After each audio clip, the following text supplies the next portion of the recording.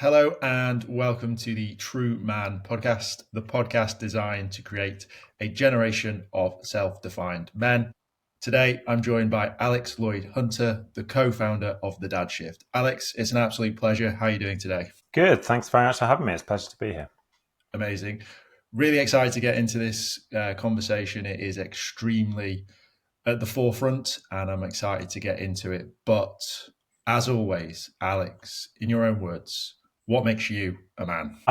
So this is a really interesting question that my answer to this would change constantly. And I guess part of the point of your podcast and part of what we're trying to do with our campaign around paternity leave is to recognize that that's changing. And there is this ongoing conversation about how we define that. And I'm trying for myself to work out what are the things I've been told and taught about being a man that actually I want to get rid of, and what are the things that I want to hold on to. But some of the things that I feel like I really want to hold on to, I want to be dependable and kind of a rock for my friends and my family, someone they know they can always come to and rely on. I want to be someone who looks out for others and is selfless and uses the kind of strength or resources or whatever I have to look out for others as well as myself. And I think those are kind of classical male ideals in some sense that I think are good and worth holding on to. Amazing. And you mentioned that you're thinking about that. Do you think that's changed as you became a father, or is it more just the exploration of man? I think for me, a lot of the work around changing this happened before I became a dad, and I was really intentional about what kind of father I wanted to be. And I'm lucky that my wife is really clued up on this stuff, and we had a lot of conversations about it over years. And so, before I was a dad, I worked hard to let go of the stuff around how appropriate it is to show emotion and in what ways. And I had to work through some of my anxieties about, I always felt that when I was a teenager, I'd be the kind of guy who'd walk past a baby and they'd look at you and just cry. I was sort of that uncomfortable around babies and had no real role models about how to do it. And to work through some of that and say, actually, that's not necessarily me. That's stuff that's, that's about how we condition men. A lot of that work before I became a dad. And I think it really has stood me in good stead to be the kind of dad that I want to be. Do you think men who are sort of becoming fathers, do you think the sort of later in life approach to fatherhood, which is a bit more common now, do you think that's why men are having these sort of thought processes around fatherhood and what they want to do with their kids? That's interesting. I've not really thought about that before. But yeah, I can definitely see that being part of it. You get a degree of self-awareness and emotional maturity as you get older. I know for us, we took ages for us to get pregnant. In the end, our son was an IVF pregnancy. So in a way that we had a lot of time, unintentionally, a lot of time to work through this stuff. And that probably helped. That may well be part of it. I also think there is much more of a conversation going on in society. There is much more focus on this question of what it means to be a man. And I think a lot more recognition that is in flux at the moment. So I think that is prompting some really healthy introspection, as well as some quite unhealthy kind of countervailing messages around, actually, we need to go backwards rather than forwards. Yeah, I think about it a lot. This idea of as we age, we are more sort of emotionally aware and sort of go through those processes. But I'm trying to work out what the answer is, because I don't have any kids right now, but I do think about it, and I'm trying to put myself in the shoes of maybe my father and my friends' fathers who maybe had kids at 18, 19, 20, 22, whatever it may have been, that sort of younger age. And then I'm already older than my dad was when he had me. And it's is that why I'm more aware of it? Or is it society as a whole that's sort of shifting the roles as well? So it's sort of what is a dad as well as what is a man. So yeah, I find it just fascinating. I just wondered if you had an opinion on it or had come across conversations. Yeah, I think that's really interesting. I mean, if I think from my own experience, I was having a son when I was 22. I mean, no way would I have been ready, and nowhere would I have been able to have been, hopefully as good a father as I tried to be. because you do need all these skills. You need that like emotional awareness, you need patience, you need the ability to, I think when you're younger, it's much harder to separate what is going on inside your head and your body from yourself, if that makes sense. Like it's all consuming, and it's like this reality is reality and it's here. And actually, as you get older, you get a bit of distance to say like, this is temporary, or this is a situational thing, and I think all those skills are really helpful for good parenting. So yes, you're right, that kind of age and wisdom, for want of a better word, I think is probably really helpful. Because we sort of have that granddad effect, if you will. Like you sort of see how your dad is or your friends' dads are with their kids, and it's a bit like where was this when I was growing up, kind of thing. It's an interesting balance. Do you think there is something there with sort of granddads? Do you think they're changing? I think granddads are fascinating in this space. So like one of the reasons the reason I wanted to start this campaign around paternity leave, the UK has rubbish paternity leave. Like that's a big reason. It's the worst in Europe. 2 weeks paid at less than half a minimum wage, nothing if you're self-employed. But my kind of passion for the area has very much come from my own experience with my dad. And he is now a very soppy, devoted granddad to my son, almost to my surprise, because that very much wasn't how his experience when we were children. Obviously men of his generation, no paternity leave at all. My older brother was born 9 o'clock Sunday night. He was back at work 9 a.m. on Monday morning the next day. He worked long hours, stressful job, a lot of commuting, wasn't involved in looking after us, wasn't really there 5 days a week. And he ended up pushed to the periphery of the family, didn't have a strong bond with us as children, and it contributes to the breakdown of his marriage. And that, I remember experiencing all that even when I was younger and saying, I feel like he is missing out here. And so very much grew up knowing that when I wanted kids, I wanted to be different. But as he has got older, he's a great granddad, and suddenly all these kind of skills and abilities to play with the kids and like show that kind of emotional connection are there. And I've seen that in other men. I've spoken to other men of that generation. You hear that countless times. And actually some of the sort of polling data we've got suggests that it's granddads who recognize the importance, perhaps even more than fathers, younger fathers. They recognize the importance of being able to be there and be involved.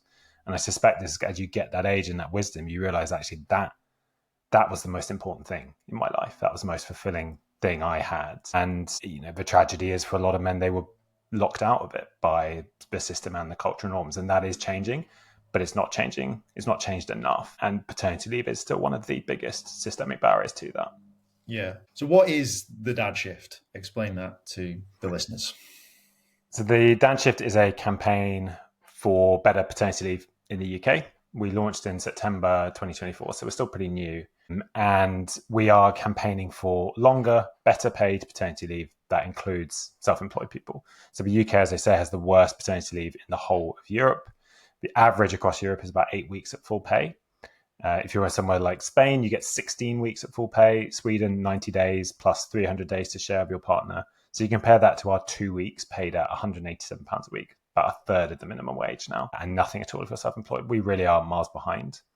And that causes big problems for everyone in the family. It means that mothers get left as the primary caregiver by default after just days after they've given birth, whilst they're often still recovering from maybe a C-section, for example, which can take 6 weeks. And we've been sent stories of mothers who literally ripped their stitches from their operations because they were just left alone carrying things they weren't ready to carry because there was no one there. And it's also the point at which they're most at risk of developing postnatal depression. It means that dads don't get that opportunity just as you're starting to get your head around, how do I look after this baby? I'm starting to bond with them, then you're gone.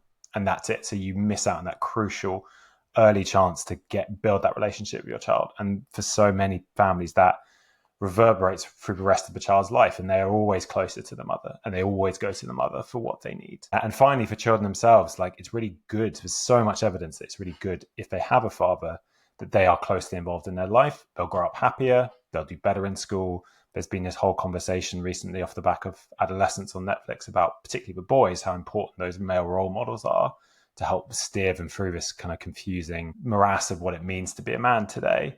But we're making that so difficult. So it's a big issue. We are miles behind other countries, and we're trying to bring together dads, parents, non-birthing parents, people who want to have kids in the future, to mobilize as many people as possible to call for change. What do you think is what's needed in the UK? So you mentioned Spain, 16 weeks, but you also mentioned Sweden, which obviously has a set period, and then a combination of sort of sharing days between the partners, right? What do Yeah. you think is needed in the UK? So longer term, we need to get to a system where it's a decent amount of time. So there's three principles. One, that it's substantial, like a good amount of time, so you can be there for those crucial weeks. You can bond with your child. You can take some of the pressure off the mother. Secondly, that it is properly paid. Like, it was no good giving people 6 months of paternity leave if no one can afford to take it. And already in our current system, you see like massive financial hardship that's caused. Like, people message me saying, I hope my child is born on a Friday because I'll at least have the weekend off before I go back to work on a Monday, because I just can't afford. I can't afford a week. Someone said all I can afford is 2 days. I'm planning, when do I take my 2 days? So you need the pay.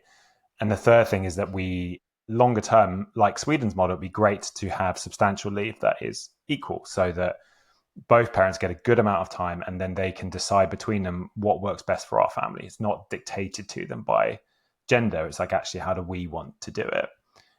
And at the moment, our system just completely robs people of that choice. We recognize that, Sweden's been building towards their paternity leave for about 50 years. Like, we're not going to get there overnight. So the absolute bare minimum that we need to get to next is 6 weeks at 90% pay. That's what you get in the first part of maternity leave. And there's a ton of evidence that 6 weeks would massively beneficial, a huge step forward, make a huge difference to families. And crucially, it needs to include self-employed people as well. They have exactly the same needs around this. And they are some of the worst affected people on insecure work, on low paid work that doesn't have an employment contract. They're some of the people who are suffering the most from this. Do you think this is, you mentioned self-employed, but do you think this affects more lower social economic classes rather than sort of your more stable, higher paid roles where maybe they have something built into their contract anyway as a bit of a benefit? Yeah, but the people, so I think it affects everyone negatively, but the people, you're right, who are most negatively affected are people on lower incomes. And I sometimes often come across this assumption in this area, which is one of the things that I find it incredibly patronizing, actually, the idea that it's a woke issue. And sort of built in within that is it's only like middle class dads who want to spend more time with their children. The working class dads, they just want to be down the pub. Like, that's the kind of assumption behind it, which I find very patronizing. And it's just not true. Like, all the evidence we see is that actually in some of the data, the support is highest for this amongst people on lower incomes, because everyone wants to spend more time with their kids. But that's a pretty universal thing these days. Like, okay, not literally everyone, but the evidence says like 90% of dads agree that these days fathers want to be a bigger part of their kids' lives, for example. And it is those on the lowest incomes who can't afford the leave, who are about half of people who take paternity leave end up in financial hardship. It's so expensive to have a baby. And at that same time, you're taking a massive hit to your income. It is the people on the lowest incomes and the insecure work who are missing out most. We do also have problems across the board, though. And you're right, more and more big companies are recognizing actually this benefits them as a business to offer something more than statutory, because it means that they get better staff recruitment and retention, but also people don't come back like knackered on the verge of a breakdown after 2 weeks, which you see way too often. So often it's though people with access to those are the ones who are doing better in the system, but actually a lot of those companies, there's still a cultural barrier to people taking it. And so until we improve the system for everyone and it becomes more normalized across the whole of society for men to be more involved and take more time with their families when their babies are born, it's actually really hard to lift all boats, even those in the kind of higher end of the income scale. You mentioned that it's sort of perceived as a woke issue. There's an argument that maybe some dads wouldn't sort of know what to do in those 2 weeks, maybe sort of twiddling their thumbs. But let's look at it from an equality point of view. What are the benefits to the partner in that situation, with them sort of both being at home for I think you mentioned 6 weeks, right? Yeah. So, I mean, to start with, it's definitely possible. Some people wouldn't know what to do. I think we get a lot of conditioning as men, as dads. I call it the kind of Homer Simpson model, that like you're kind of useless and you'll get in the way, and you still come across those attitudes too often. But I can tell you what I did. I had 6 weeks off. I was running my own company. I was really lucky. I was able to set the policy. I had 6 weeks. Absolutely life-changing for my wife and I. I'll tell you what I did. So my son really struggled with feeding. So he was born a heavy baby. He dropped right down to the bottom of the income the weight scale. He wasn't earning, unfortunately. And so we had to go into the hospital for appointments every other day to try and get on top of his feeding. He also wouldn't sleep in his cot. So he had to sleep on one of us 24 hours a day. So if I had not been there, or I'd be having to go into work the next day, my wife would have been getting literally zero sleep. So he slept on me in the nights, and I supported my wife with pumping and with sterilizing the bottles and the pumps. I made sure that she had food. I took the baby out for walks when she needed a sleep, chucked him in the pram and went for a nap, took him out for a drive if he needed a sleep. I made sure that the house was sort of half tidy and we weren't just being consumed by all the stuff that you have no time to do. And I was there just to emotionally support her. I was up at night with her, helping her breastfeed, keeping her awake, making sure it wasn't her just on her own.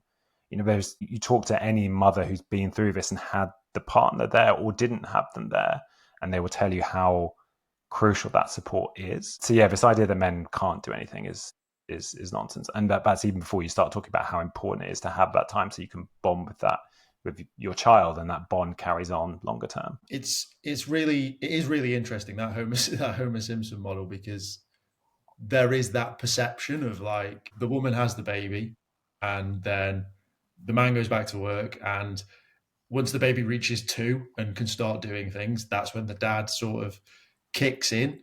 What do you think's missing from society, education to change that narrative? I think there's a lack of awareness of some of the biological changes that happen to men when their babies are born. So there's a researcher called Dr. Anna Mackin who's done really interesting work about this, written a book about it. And she talks about the hormonal changes that men go through, for example, when a baby's born. Like, we've evolved to do this. And she talks about the fact that actually it was an evolutionary imperative when babies started getting bigger brains. So they were born earlier, so they were more helpless. And suddenly mothers couldn't manage the care alone, or even in the community of other mothers, it was much more important that fathers were there to carry that burden early on, help them carry the load. And so we evolved for that to happen, and we go through hormonal changes and other physiological changes to make that possible. So I think that's just a sort of basic scientific thing that's quite a helpful thing to understand, which is this is not something we are trying to, an unnatural, for want of a better word, thing we're trying to force onto men. We've evolved to do this, and actually the way we do it in society at the moment is, if anything, unnatural. I think that's an important thing. I think another thing is just getting these systemic barriers out of the way, which stop people from changing their behavior. Because when you can change your behavior, that then reinforces itself. It reinforces the cultural norms. So if you look at a country like Sweden, and you read occasionally about the latte papas, these kind of very stylish Swedish dads who go out with their prams and have lattes and stuff. But the basic idea underneath that is it's almost the opposite. If you were a father in Sweden who didn't take time off after your baby was born, you would be really frowned upon. That would be seen as not socially acceptable. It's almost the opposite here. And they've got to that place partly because they put in place the kind of structural support in their policies with things like good paternity leave that say, look, you should be here. This is your role. It helps change those norms because people respond to those barriers, and then the cultural force reinforces itself. I've seen a few posts that they may be from yourself or they may be from others that are sort of having this conversation around conversations that men have had with their employers when they've been looking to take the sort of 2 weeks themselves. Some may say quite misandry in their ways, sort of referring to them as women, or even potentially, even if it's a joke in a sense, but essentially saying you'll be fired if you take these 2 weeks. Have you got any sort of stories on that side of things? Yeah, we do. I mean, one of them that springs to mind was a legal case that was reported a couple of months ago. Someone was described by their manager as, quote, going off to grow a pair of tits by going on paternity leave. And this idea that it's, again, a feminine space, it's emasculating to want to be there for your child. And actually, there's data to back this up as well. We did some polling recently, and about 50% of men said they would be worried for their careers if they took a decent amount of paternity leave. That is still there. But I think that the hopeful thing around it is, So you take Spain, as we talk about Spain a lot because they're really interesting on this. So they 7-8 years ago, they had the same as us. They just had 2 weeks. And over the course of a few years, they increased their paternity leave by a week or two a year. And so now they have this 16 weeks full pay. And what you see is, because it is a decent amount of time and because it's properly paid, everyone takes it in every sector of society. You're as likely to take it as if you work in manufacturing, as if you work in finance. And I think it's telling that some of the countries that I think have some of the biggest problems around these gender norms persisting, like the United States is another one, are also the countries where they have some of the worst provision for paternity leave and other kind of family support that make it easier for fathers to play a role. And until you move those barriers, it's just very difficult to move the dial. It's really interesting that Spain has done that, because I spent a bit of time in Madrid, and for me, Spain sort of holds on to traditional norms quite a lot. I think it's very apparent that there's man and woman, and it's like they have specific roles. So it's interesting that they've done that and seen a change and a shift in that, because all in all, that must have some sort of benefit towards equality and for women, right? It does, yeah. The government did a report on how it's gone so far about a year ago, and they say they're already seeing, anecdotally, qualitatively seeing a shift in the amount of childcare that men are taking on. Actually, one of my favorite examples is Iceland, who brought in what was then the best paternity leave in the world back in 2000. And before then, they just had a form of shared parental leave, basically. So the only way you could take time off as a father was to transfer some of the maternity leave over to you. And literally no one was using it. There was 1 year where in the mid-90s, where 8 people in the whole of Iceland, 8 men took some form of parental leave. It's like less than a football team. And so they brought in this paternity leave, 3 months, a good level of pay. And overnight, that went up to 80%. And within about 5-6 years, the percentage of couples saying we are sharing childcare equally when the child is, say, 3 years old or older, went from about 30% again up to something like 80%. So just a massive, very rapid shift in what the norms were in how couples divided childcare. And again, like, that's something that is, our campaign is not about saying this is how you should do it. It's about saying you should have the choice to do it that way. And actually, there's a bunch of evidence that that's a really good way to do it. It's good for you, it's good for your partner, and it's really good for your kids. One of the things that is mentioned is that sort of still exists in inequality is the gender pay gap, and the sort of argument against that, as sort of proven with same-sex couples, is that for the number of kids that they have, that's where the reduction in the wage comes from. Is there any statistics from these other countries to show that gets reduced when there's equal sort of paternity leave for men as well? Yes, absolutely. Yeah. So you're right. What you see with the gender pay gap now is until the age people have children, it's pretty tiny. And then it absolutely balloons from that age onwards. And about 75% of the gender pay gap now is attributed to the motherhood penalty, which is what you've described, where women end up taking a step back from work to take on the childcare. So the evidence from the evidence across countries with 6 weeks paternity leave or better is that brings down the gender pay gap by about 4%. And there's a study from Sweden which showed that for every month of parental leave a father took, the mother's earnings went up by about 7%. So there is a very clearly established link between better paternity leave and reducing the gender pay gap. One thing that I want to sort of ask, because it's more my personal opinion on it, is we've seen a shrinkage in family sizes. So we've seen sort of people go from no kids to one kid, whereas I'm a sibling of 4, so there's 4 of us in total. Do you think we'll see an increase in family size again? Because I really benefit from having siblings, and I'm quite concerned that we're becoming a society of only children. Yeah, I think this is a real problem. The birth rate is falling off a cliff in this country and around other places in the world as well. And one of the reasons for that is just, in the words of one of the MPs who backs our campaign, it's too expensive and too exhausting to have children in this country. And you also, what you see, which is like really sad actually, is that these days it used to always be that people on lower incomes had lots more children. That's completely reversed now. So if you look at like Western European countries like ours, it's people who with more money who are having more children than people with less money. And there's a gap between the amount of children people want to have and the amount of children they feel they can have, and money is one of the biggest problems. But I mean, there are big, deep-seated cultural reasons for this as well. I don't think it's as simple as we give people better paternity leave and then suddenly people will have a lot more kids. Like, there are big economic barriers we need to solve as well, like the cost of childcare, flexible working, and so on. And there are cultural things we need to solve as well. But I think the fact that families are so poorly supported, and so a lot of people see like it's hard work to have children, it's expensive to have children, you may not get a break, you may not have people around you like you might have done a generation ago. That kind of it takes a village approach. That's less common now. And they look at that and they think, I don't know if I can do that. I don't know if I want to do that. And that's a real problem and like a really sad thing. So tackling the economic factors, I think, is a really important starting point, but it's probably not the whole picture.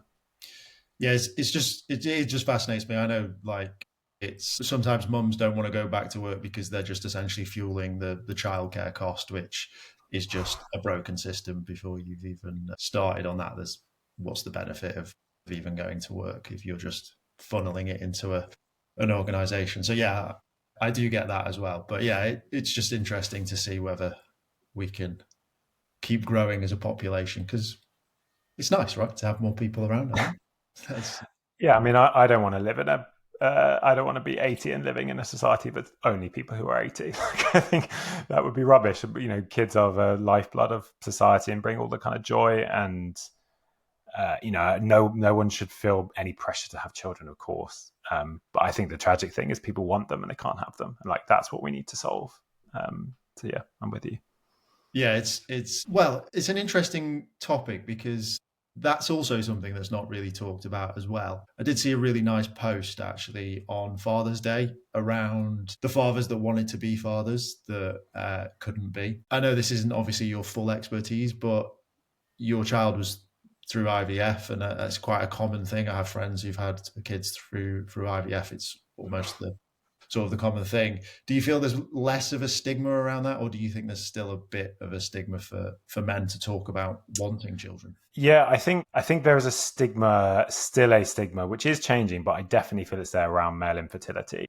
For my wife and I, we're one of about 30% of people who do IVF where there's no cause. Like, we did all the tests and like we can't work out why you can't have kids, but it's not working, so we'll do IVF. Okay. But even in that context where I had scientific evidence that I wasn't infertile in any way, I felt like this is quite a hard thing to talk about. There's this very deep-seated association between fertility and masculinity, and I do think that's changing. And we've actually been, partly because of that, we are proactive in talking about the fact we did IVF. We go out of our way to try and mention it because we want to just normalize that. And actually, like, this is a whole different topic, but access to IVF in this country is really bad. Like, it's a complete postcode lottery. So that's also something that we should be fixing. But yeah, I think there is some stigma around that still, and it needs to change. Yeah, I think there's a whole can of worms there, right? From pregnancy loss to baby loss to infertility to IVF to maybe it all just starts with, if you can have more paternity leave, it allows you to be a little bit more open as a father or a potential father. I think that might be something that unlocks that conversation a little bit more, maybe for men. Not too sure, but yeah, that's sort of the idea. Just going back to sort of the dad shift as a whole, I grew up around a time of men climbing famous landmarks dressed as sort of superheroes. So that was my last sort of foyer into dads asking for something. I don't actually know how successful that was. I mean, we still hear a lot of stuff around family courts, so maybe not too successful. So what lessons have you learned from that you're simply avoiding as the dad shift? Yeah, I think so I remember growing up in a similar time, and my takeaway always was the message I picked up is these guys don't like women. Like, there's something about this which is very anti-women.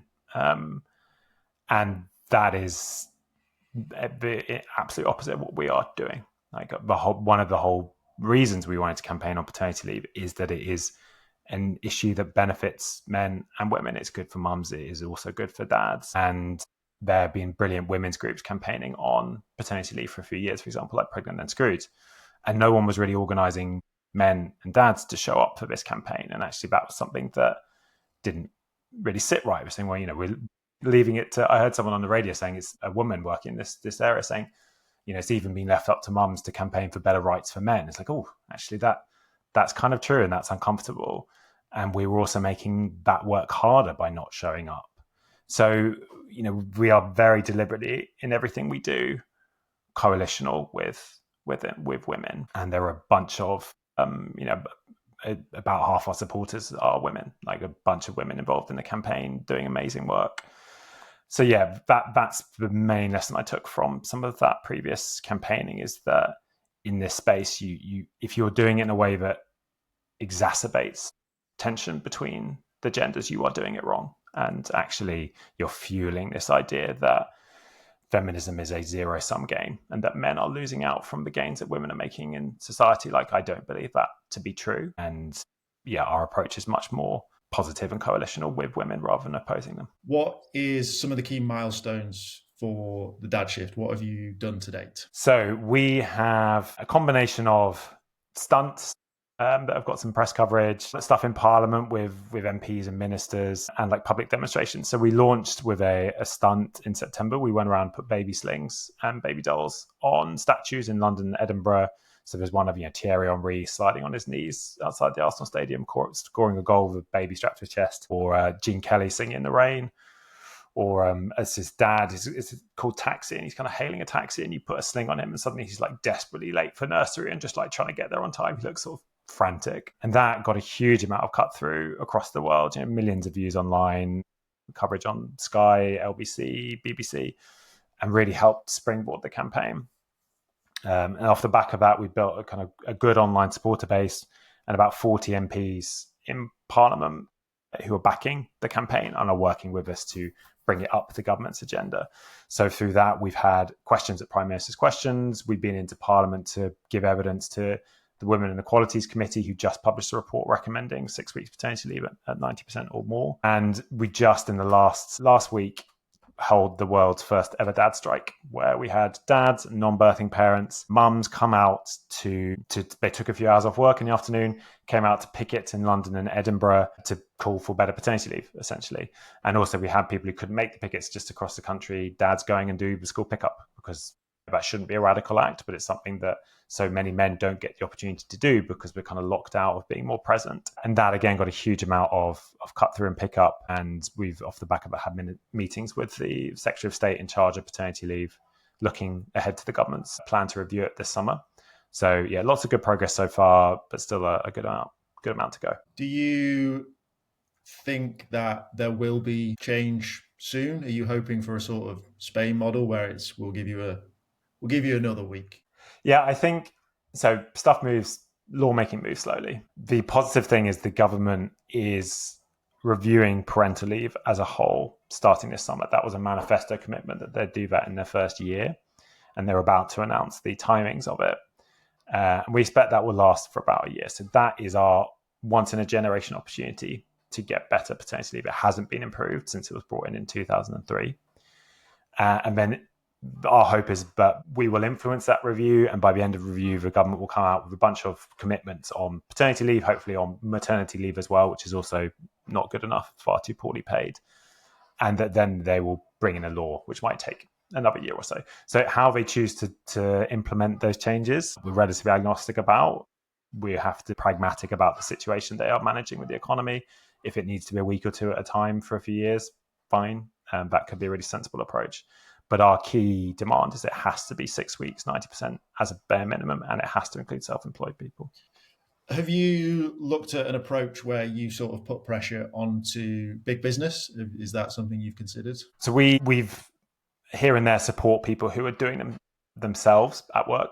We're not focusing on business specifically for one big reason, which is that this is the kind of paternity leave we need is not something that a lot of small businesses can afford to pay for themselves. And so we're already seeing this big two-tier system emerging, this gap between the bigger employers who can offer a few months of fully paid paternity leave And often smaller businesses with staff already on lower incomes who just can't offer more than like maybe a couple of weeks full pay, or they just offer statutory, they offer nothing. And if we push at big business, that gap is only going to grow. And again, it's often those who are most losing out from the system who will be least likely to benefit from that approach. So yes, we absolutely applaud businesses that are doing better on this, and we think more should follow suit. But it's not our primary strategic focus at the moment. We get a bit more kind of capacity in the campaign. We'd love to more systematically support people to run those campaigns in their workplace themselves, because that could be really powerful. But yeah, the main focus for us is statutory so that everyone can benefit. Can you sort of explain how it works for a business, right? So maybe some business owners listening to this going, Jesus Christ, more people want to take time off. Like, how does it actually work for a business? Sure. So I used to run a small business, about 20 staff, so have dealt with all this stuff personally. So at the moment, you can claim your staff, assuming that they've worked for you for basically 40 weeks before the due date. That is going to change next year, but at the moment it's 40 years. It's going to become a day one right. They are entitled to the 2 weeks paid at £187.18 a week. You can claim that money back from the government. In fact, if you're a small business, you can claim 108%, 108.5% of it back. So you get, an extra tenner or something. It's very token, but you get the money back. So you're not paying anything. And your employee can take either 2 weeks in one go or 1 week. If you offer something enhanced, you say, okay, we're going to top that up and give you 6 weeks at full pay, then you pay the difference.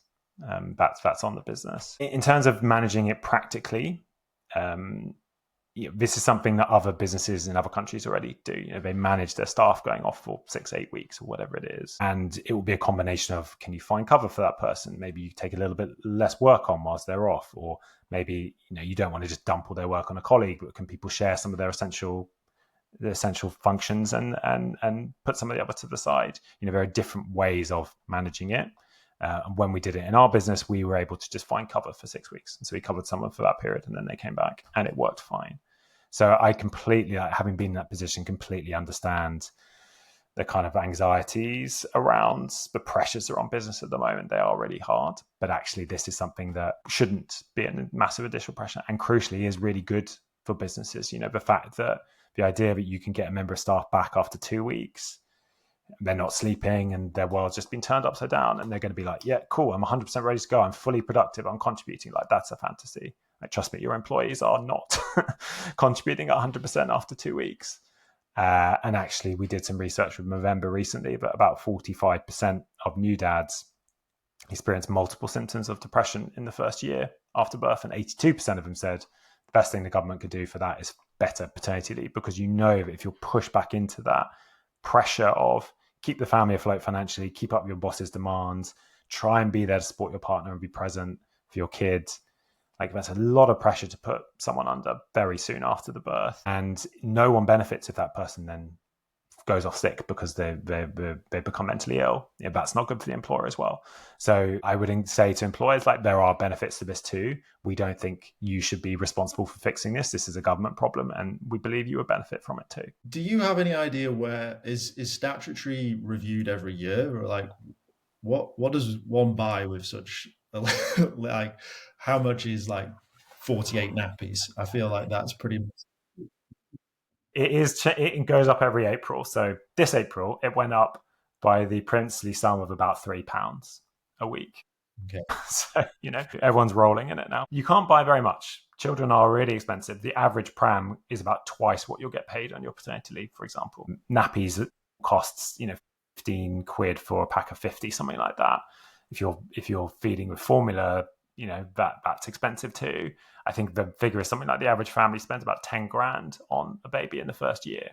And it's not just that, it's almost like you couldn't design a system better to put massive pressure on new families. So you've got this very expensive life event where you've got all this baby stuff to buy. And at the same time, your partner is off on maternity leave for a year, which after 6 weeks, their pay drops off a cliff. They get 6 weeks at 90%, and then they go down to the statutory level too.